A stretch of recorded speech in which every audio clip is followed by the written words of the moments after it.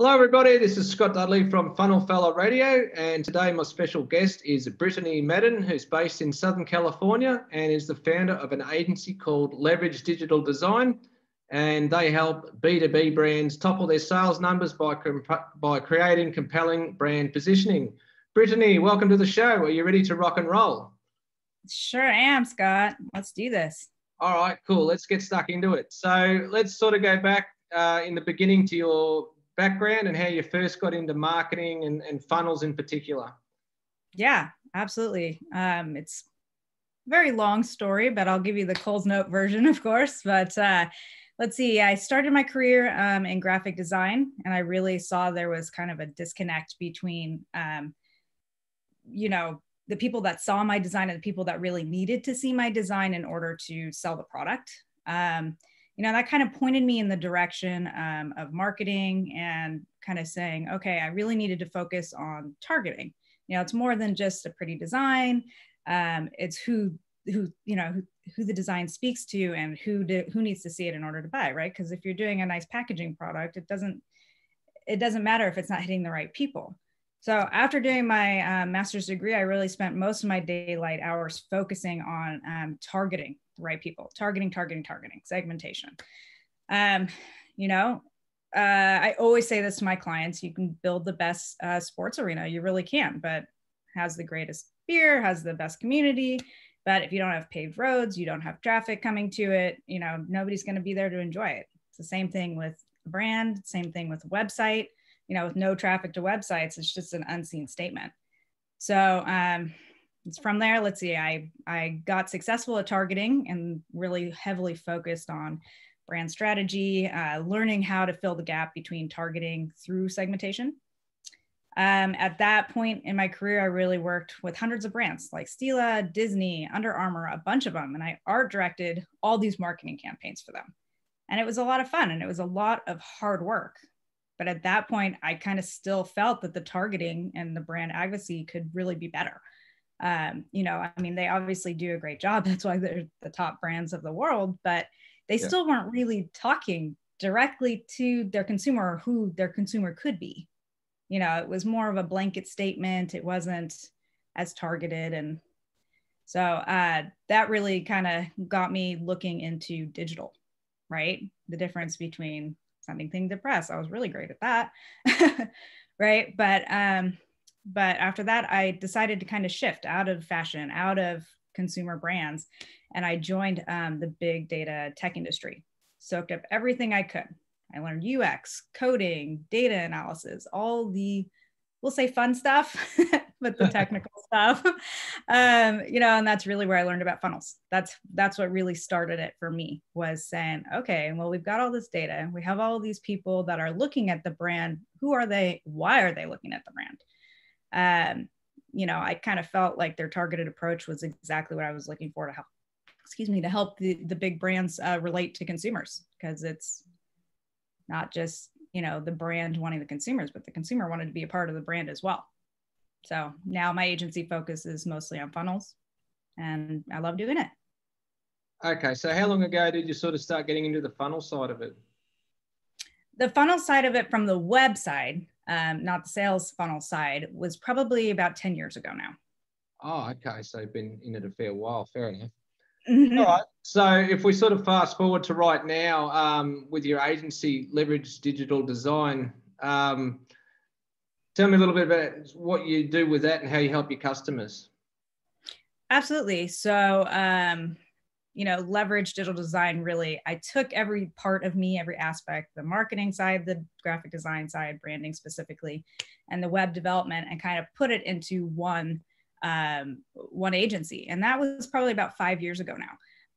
So that was really fun, kind of shifting perspectives, figuring out the service offerings and all of that stuff. And I essentially settled on digitalizing funnels and creating human-centered customer experience. So realistically, our biggest thing we focus on is brand positioning, brand identities to drive ROI.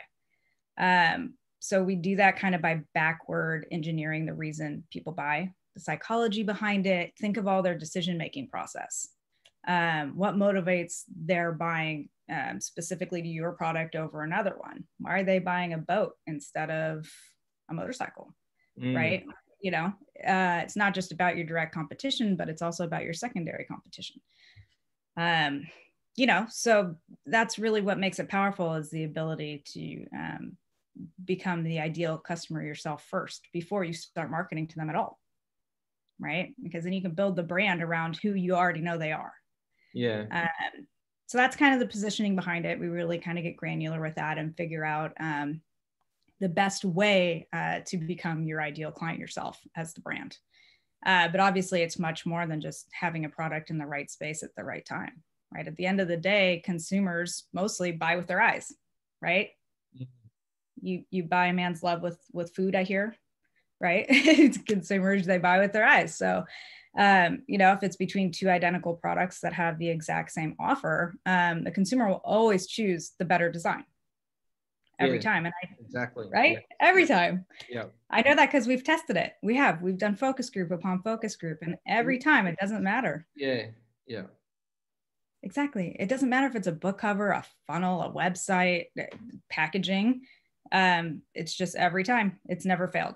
They will buy the prettier thing, the shinier thing, right? And that's powerful because essentially you're virtually guaranteeing yourself more sales simply by creating something the consumer's drawn to before they even know anything about your product. Yeah. So what's the main thing that you use for your market research? Is that like surveys, or how do you actually find out what the consumer, you know, what they actually want?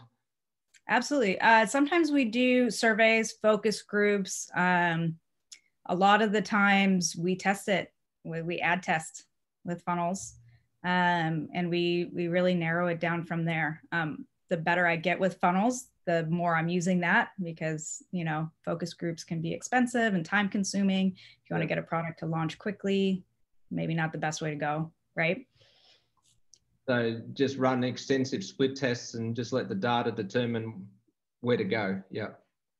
Exactly. And then you can also, you know, we put heat maps on all the websites we build, so we can see what people are looking at, what they're interested in. You know, a little keyword research goes a long way too. You know, all the different methods that you can kind of track what people are doing. But even if you have a vague idea of what your consumer wants, it's better than having no idea and then launching a product and hoping it's going to hit something. Yeah. Right. Yeah. Makes sense. Mm-hmm. Right. So including yourself, how many team members in your agency? Currently, our team consists of 26 people. Oh, that's pretty big. Okay. So are you pretty much just overseeing all of that, or do you also do some of the actual work yourself? Or I'm trying not to. I'm trying to do the DOA, right, and get myself out of the day-to-day work. I think that's the point I am at the agency right now, where I need to focus on agency growth, right? Yeah. You know, work in your business, not on your business, or work on your business, not in your business. Sorry, right? Yeah, that's what Michael Gerber says. Yeah, exactly. Yeah. Yeah. Okay, so who's your ideal customer niche, or the main target market that you're sort of looking for? So I've currently and previously been really focused in the fashion industry and B2B space. You know, for the last 15 years, I really focused on them. As of the last, you know, year, 6 months or so, I've actually pivoted my focus to the book publishing industry. My true passion is books. It's a problem. You don't even want to see how many I have in this house. You know, but I just, being able to help self-publishing book authors hit their target audience, you know, sell more books, build communities. Clearly, I could keep talking about this. I'm really passionate about it. So I'm trying to focus on my passion, because, you know, I've done the B2B and I've done the fashion industry, and I really kind of want to branch out and see if we can help an industry that hasn't been as touched. Well, we've sort of got that in common, because I've got a lot of books as well. I've got a bookcase full of them over there, and I buy more books, and my wife keeps saying, you got more books, you haven't finished reading the ones you've already got over there. So most of mine are sort of business, self-help sort of books. But that would sort of be an industry where not a lot of people would be niching down and focusing specifically on that. Would that be true? Or That's what I found so far. You know, and actually it was one of my B2B clients that actually directed me to it. We have a really good relationship. He's hilarious. He sends me chicken emojicons as a thumbs up. I don't know why, but it's funny. But he was just kind of like, you know, that's your passion. Why don't you do that? I mean, book authors need to sell a product too. And I'm like, true. Right. And he's like, you know, I mean, you're really good at what you do. Just shift your perspective. He has no idea, right? He's not even in marketing space. And he's just saying, you know, go after it. So I started researching it a little bit more. And I was like, that's true. If they don't go through a publishing house, and even then they don't have marketing, right? They have a publisher that'll put them in front of people, but you know, it doesn't necessarily mean any sales. So that's kind of where I'm targeting now and trying my hand at it. I've been fairly successful at it so far. So it's been a lot of fun. Because I've done about probably 50 interviews for this podcast, and none of them have been targeting the book industry. So it sounds like you could be onto a good thing there. Yeah. Until now, because we just announced it. Well, you got to also have the passion for it as well. So, but yeah. So, sort of on top of design, so you're also offering like sales copy, traffic optimization. Is it like the full package, or what are you sort of offering your customers? Absolutely. Yeah. The full entire funnel build, as well as we do a website, we do branded website, e-commerce website. We do very big websites that we can do, but realistically, it's kind of all of it. I like doing the beginning, the start to finish, because then you have complete control over all of it. So when the data doesn't work, I know why, compared to picking up in the middle. But yeah, brand strategy all the way through the sales funnel. Yeah, because I guess otherwise then you've got to sort of outsource it or white label it, and then that's where you lose the control, and it can get messy because the other people that you've sort of handed it over to aren't up to speed with what you're doing. So that sort of makes sense as well. It is, and it just kind of gives you more control to test things a little bit, because you know, as a marketer, the first thing you throw out there never works. You always have to pivot and go and keep pivoting, right? If you have somebody else doing ads and somebody else doing copy, then they're not talking to each other. The ads team is not talking to copy right now. Yeah, absolutely. So that's why we do the full funnel. Okay, yeah. All right, so tell us about one of your most successful marketing campaigns and why you believed it performed so well. Okay, so I will actually tell you one of my most successful campaigns we ran recently for the self-published author. She was actually also a book coach. So we haven't leveraged that fully yet, but we're in the middle of it, but it's looking very, very successful. We were able to run our direct-to-consumer funnel and build out an e-commerce website, as well as a book readers community all in one go, right? So the funnel was for both. It was successful because obviously we created a lookalike audience on Facebook, targeted the readers who liked similar books, you know, the usual jargon, then kind of sold them into the community of people that like the same thing, right? Hey, join our Facebook group, all of that stuff. We had the author post, do live streams, you know, talk directly to our audience. And it actually grew rather quickly because authors surprisingly don't do that much, right? You have a fan base, but you're never in front of your fans. You're in front of your computer typing, right? You're writing, but you're not building that community. So the books were then sold to obviously an avid readership who already knew and loved her work before it even went published, before, you know, she was able to sell the new book because she already had sold them on a previous series, etc. So our next step, this is the stuff we haven't done yet, is, you know, adding in her coaching services for any aspiring authors in her fan base, you know, to add that as another income stream, I guess, for her. Nice, sounds good. So those lookalike audiences in Facebook, they actually work, do they? I'm not much of a Facebook guru. I don't really know anything about Facebook advertising, but I was always curious if they're even worth bothering with. But it sounds like in this case, it worked nicely. It did for this case. To be honest, this is one of the first ones that I've ran specifically for a product. Typically, I'm running them for services. Like I said, I came from a B2B background. So because it was a product, you know, a lot of readers, and I know this for myself, right? I'm on whatever platform I can find to find my next book, right? Something like this book.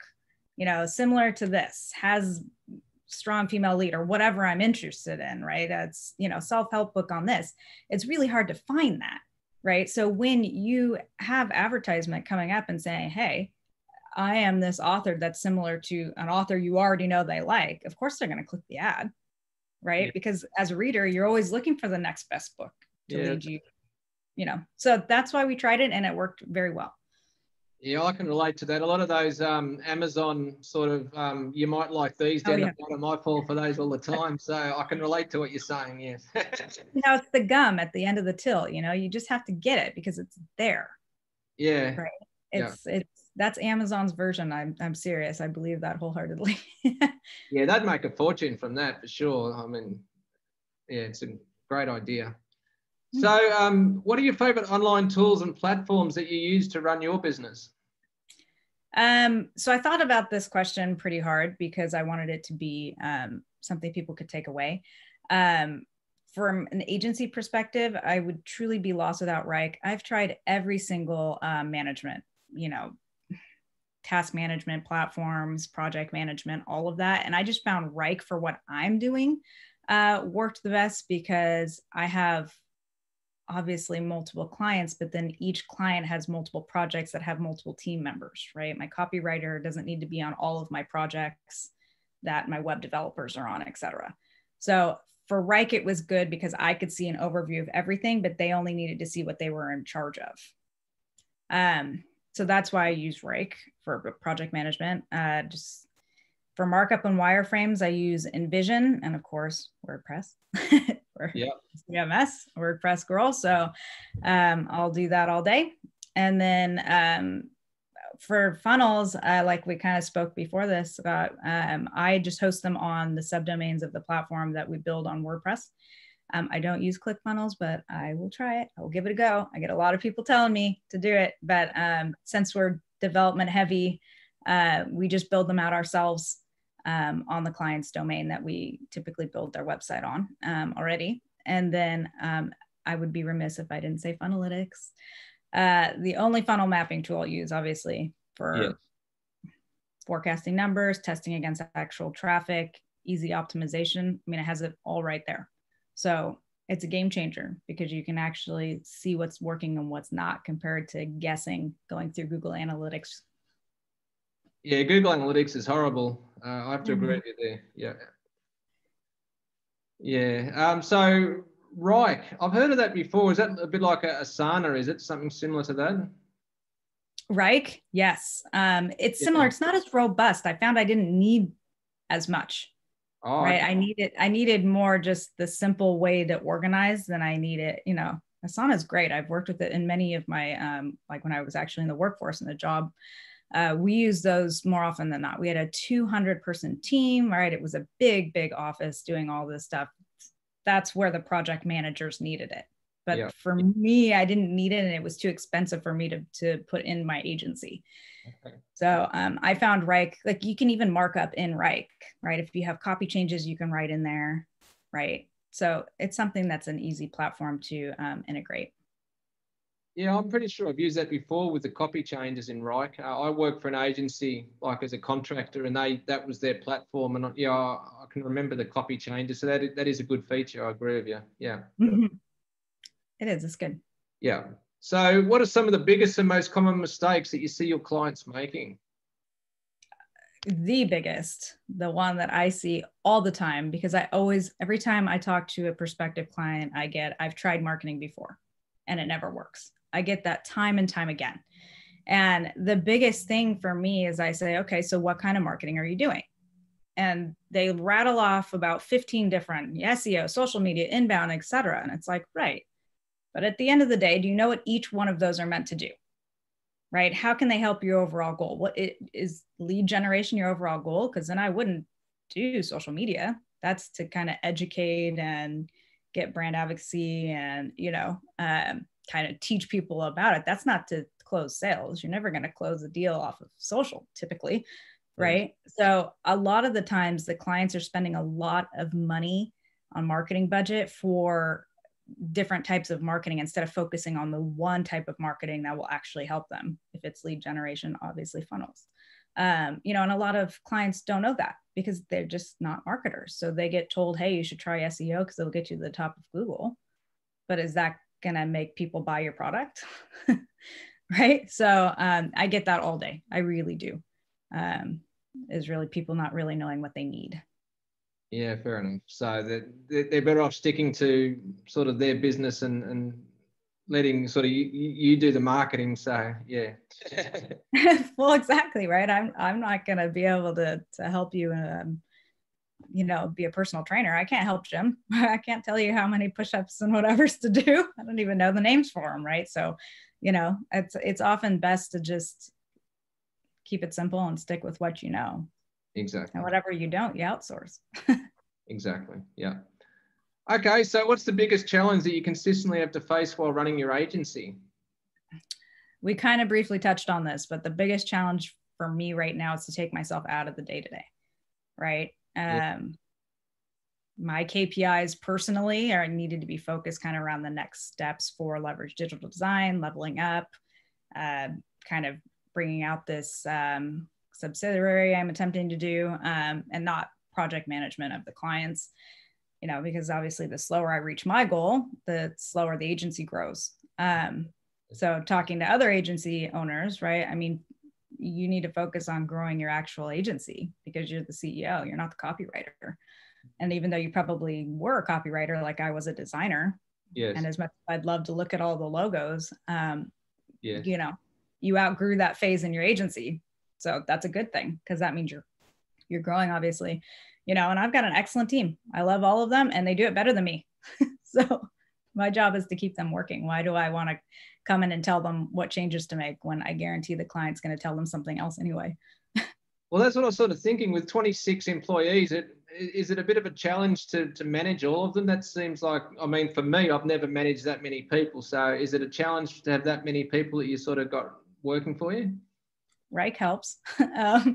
A project manager is definitely one of my next hires, trying to get that focus a next step for me personally. I also have a toddler, so that in and of itself is another ball to juggle, but it's fun. It's fun to do. And it's nice that my team can collaborate and they've done it enough with me over the years that I don't necessarily have to be in all the meetings anymore, right? I'm still currently doing the sales and the strategy for my business. So that's the parts I'm still trying to get myself out of, right? To get big enough to hire that salesperson, to hire the strategy and the project manager so that, the team knows it, right? My developers know how to build a WordPress site. I don't need to double check. I don't need to see, oh, did you do this, right? My copywriters are already trained in how we write copy. So now we just get on one Reich task and everybody puts their stuff in that they need to do. And I oversee it and say, we're on task, right? This has to go live tomorrow. Everyone's good, right? It's, it's a lot of work, but it's worth it. So is it all remote or are you sort of based in an office environment? It's all remote. Oh, nice. Yeah. I don't really see the need these days for agencies to even have an office unless they just want to look important, but it just seems like a waste of money to me in this day and age. So it is. And most of my clients aren't even here in Southern California.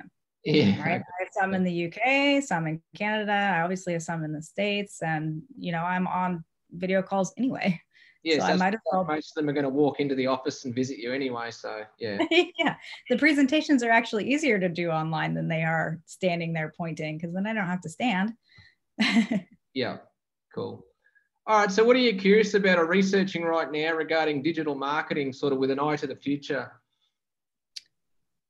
Simply put, funnels. I'm digging in more, because the more I learn about them, the more I'm realizing how powerful they are and how important they are. I mean, I am coming at this from web development side, right? And I go to build out 30-page websites. And now I'm realizing, well, maybe it's not about the website. Maybe it's about the funnel, right? And you can downsize the size of the website, assuming it's not product e-commerce driven, right? You obviously need product pages, but if it's a branded website page, do you need all this information? How much can you skim down in order to make it relatable, work, have the brand positioning work through a sales funnel, right? And that's really what I've been looking at lately, is focusing on the balance between all of the services we kind of offer and figuring out what's going to, you know, turn around the most profit for the clients, because that is the overall goal. Yeah, exactly. All right. So who are your marketing idols or the biggest influences on your career? Oh my gosh. Okay. Well, I sat with this and I retyped this a few times because you don't want to go with the cliches, but the cliches, right? I mean, everybody loves Ryan Deiss, a digital marketer, Sean Ellis, Morgan Brown, growth hackers, all the big boys, right? And then, of course, you can either go the other way, like, oh, my first marketing professor, right? You could do both. They were all huge inspirations and stuff like that. Currently, as you know, I'm in the fast track program. So Mikel Dia obviously does a lot, and Kevin, and they both make you work extremely hard. You know, but before, you know, I've done a lot of courses. I've done a lot of digital marketers and all these things. And that fast track program has definitely given me the most bang for my buck. You know, if you're looking back at designers, you've got all the Jan Tischolds and all the good classics, right? That was a hard question. I know it seems simple, but it was hard. Yeah, there's usually lots of people that come to mind, so that makes sense. All right, so just to wrap up, where can people go to find out more about your services and or your products? Well, leveragedigitalddesign.com is our website, or they can contact me directly, Brittany, Brittany, at leveragedigitalddesign.com, and I'll write them back. Perfect. All right, awesome. Thanks very much for your time. Really appreciate those insights you've shared with us today, and we'll catch up with you soon. Thanks, Brittany. Thank you. Okay, bye.